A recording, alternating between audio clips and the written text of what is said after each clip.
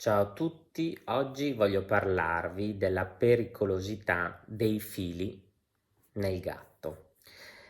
Fili chiamati, diciamo in termine medico, corpi estranei lineari, cioè tutti i fili, nastri, per esempio il nastro, quello dei sacchi dell'immondizia,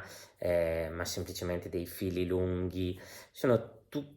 oggetti molto ma molto pericolosi per il vostro gatto e vi spiego in questo video il perché. Fondamentalmente non si sa esattamente il perché, ma probabilmente li confondono a degli animali, serpentini magari. Il gatto è molto attirato dai fili e alcuni, fortunatamente non tutti, li ingeriscono e qual è il problema del filo? Allora, se lo ingeriscono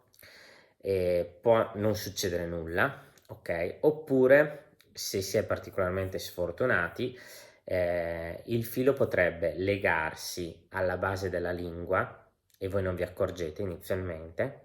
e poi scendere esofago, stomaco, intestino e al movimento dell'intestino, perché comunque l'apparato gastroenterico è mobile, praticamente a ogni movimento questo filo praticamente accartoccia l'intestino e quindi praticamente lo impacchetta, proprio un impacchettamento intestinale. La sintomatologia che dà questo tipo di problema è di solito il vomito, quindi avete un gatto che vomita e quindi chiaramente se lo vedete portate al veterinario per verificare chiaramente questo problema. Importante non tirare il filo se lo vedete alla base della lingua, perché se tirate ed è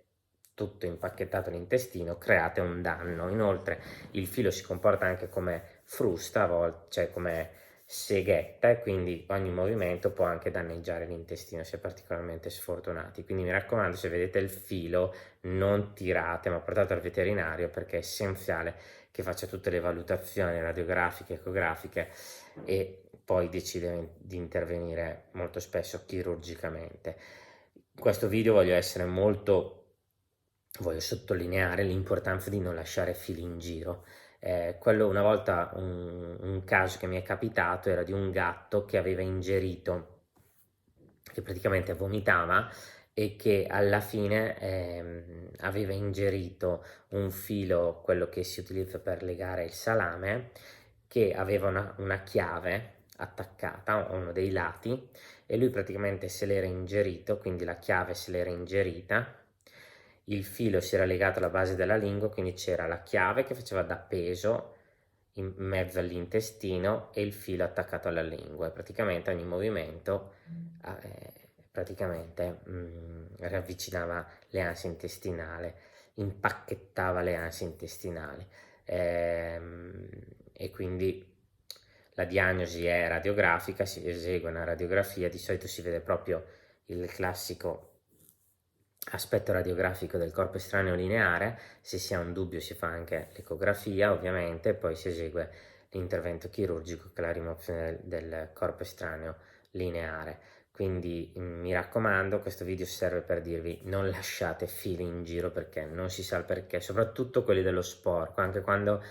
portate fuori i sacchi dello sporco tirateli via per i gatti che vivono fuori, per i gatti anche randagio, i gatti che vivono fuori, mi raccomando non lasciate fili in giro perché sono pericolosissimi. Spero che questo video vi sia stato utile e ci vediamo alla prossima.